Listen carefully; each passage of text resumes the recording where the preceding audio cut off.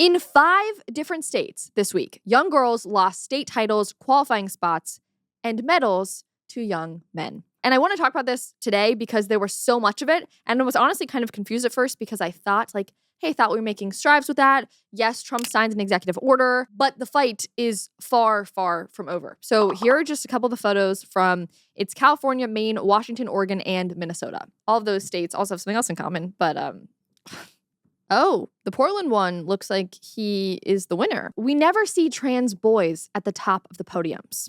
I always love to kind of start the conversation with that because that is why this is a women's rights conversation and not really the same on the other side. It's girls being affected here every single time. So the first story that I want to dive into is one of Logan Veronica Garcia, who was running at a track meet this weekend, a champion meet actually in Washington. And here is just a video of that meet because Veronica smoked everyone else. Veronica Garcia with a comfortable lead. Comfortable lead. In lane 5, Dodo trying to finish second there. You watch that and it's comfortable lead, no one around. And then when the girls make it to the finish line, they're all within a few seconds of each other. There's the grouping of girls. It's maddening. I cannot fathom being an athlete in that race or in any of these conversations. I cannot fathom it. You spend so much time and energy only to get smoked by someone who literally has, again, this is all about fairness, a biological advantage over someone else. And we keep seeing, this is not the first time, I feel like we talk about this often because we keep seeing videos coming out from this kind of thing. And every time there's a large gap. Now here is Veronica being crowned, being given the #1 first place trophy at the state championships. Second place, Lauren Matthews. So that's the second place cheers. Lauren Matthew, who did win first place among the women in the state championships. So first of all, congrats to her. That's awesome. Let me just continue to play the first place winner here. And first place, your 2025 winner, in a time of 55.70 from East Valley of Spokane, Veronica Garcia.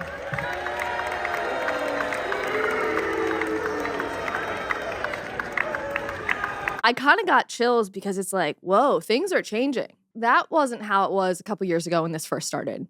But now, and this is in Washington, I mean, they're booing. Normally I hate, hearing boos, and obviously that's tough to hear just because I know that's uncomfortable. But the problem here is that this person went out of their way to compete among girls. They chose to do this. This isn't just them being walking down the street being booed. They're going out of their way to push themselves into a space and then dominate said space and expect to get no pushback and expect to be cheered and applauded. But you're going out of your way to do this. And it's just that it's not working anymore. People are starting to finally get fed up. Now, as I said, Lauren was the real winner of that event. Everyone, again, cheered for the #2 place because really she was the female winner. And here's a photo that she took after the event. Washington State track and field, real girls, 2A 400 champion. At state championships, they're getting smoked now.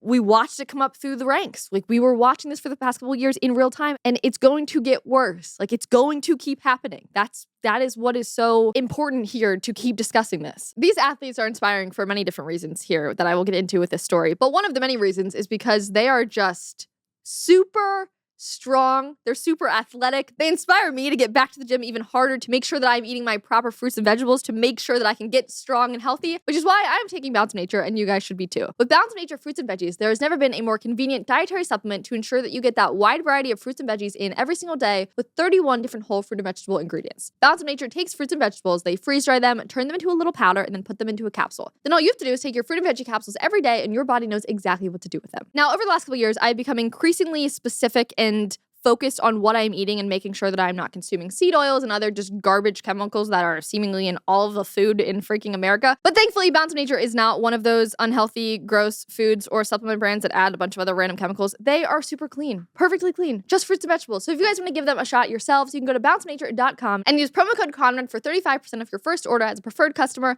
Plus, you'll get a free bottle of fiber and spice. That's bounceofnature.com, promo code Conrad today. So get healthy and feel inspired by watching all these women just crush at these sports. So cool. Another athlete in particular, A.B. Hernandez, has particularly gone viral recently as this person has just been dominating the California girls track meets. And that's rich coming from California right now, where Governor Gavin Newsom just recently acknowledged that he actually understands the fairness issue. He just talked about it on a podcast with Charlie Kirk, and I'm going to just play a clip of this because I want to also remind people that slimy politicians who will say one thing and do another.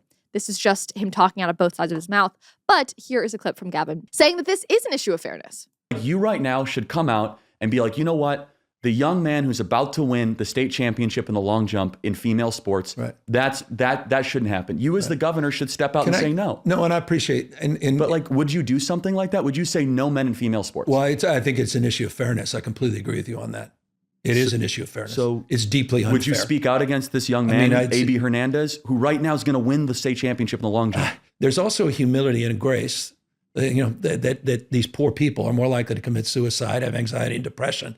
And the way that people talk down to vulnerable communities is an issue that I have a hard time with as well.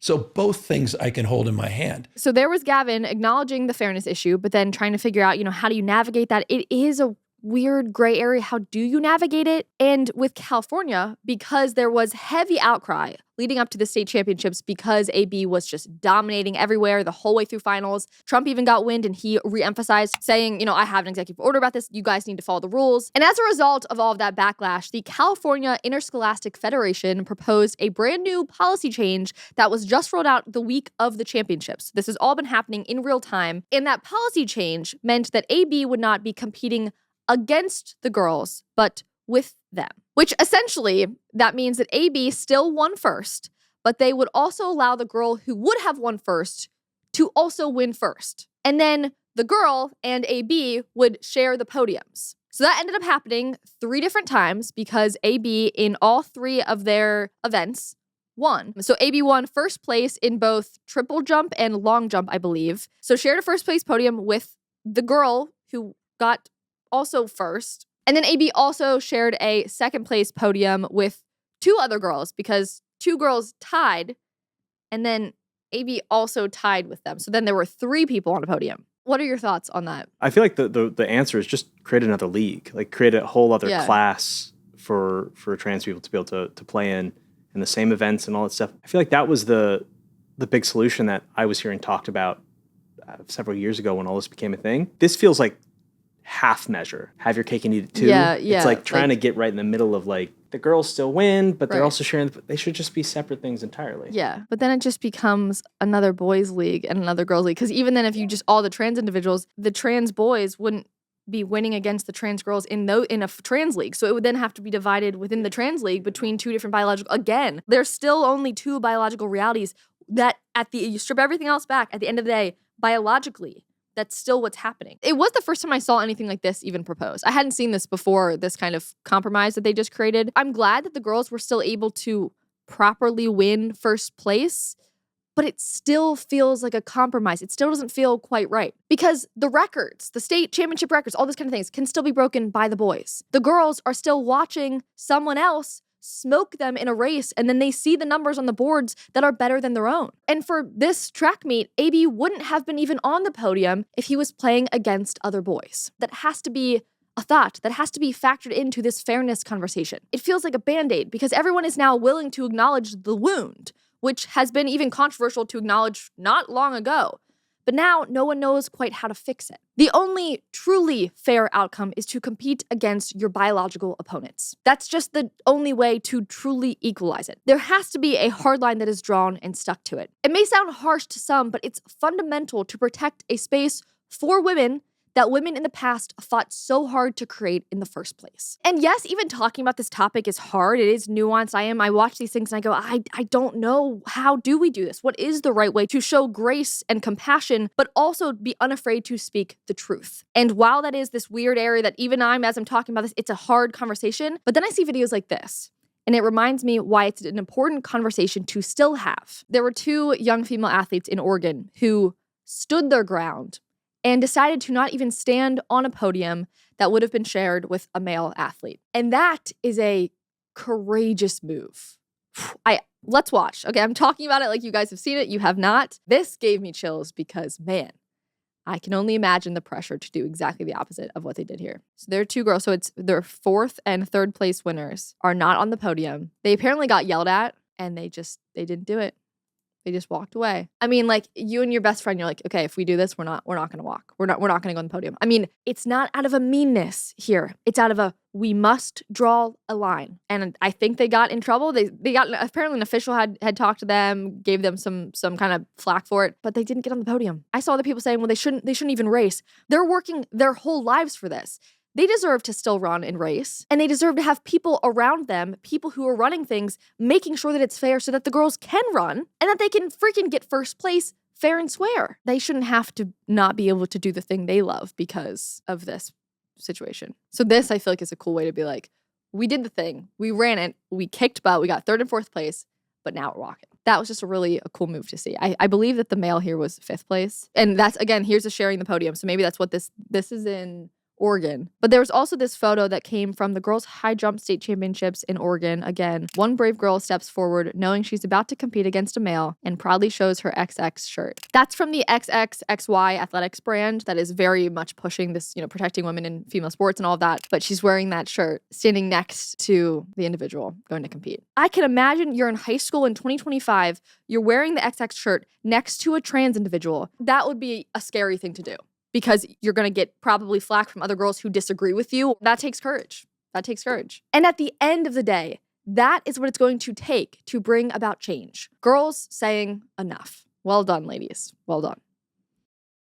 Thanks so much for watching today's episode. If you want more content like this, make sure to subscribe to our channel and like this video if you enjoyed it. And last but not least, if you want more content, you can also follow me on my personal accounts, as well as our new comment section Instagram. See you guys in the comments.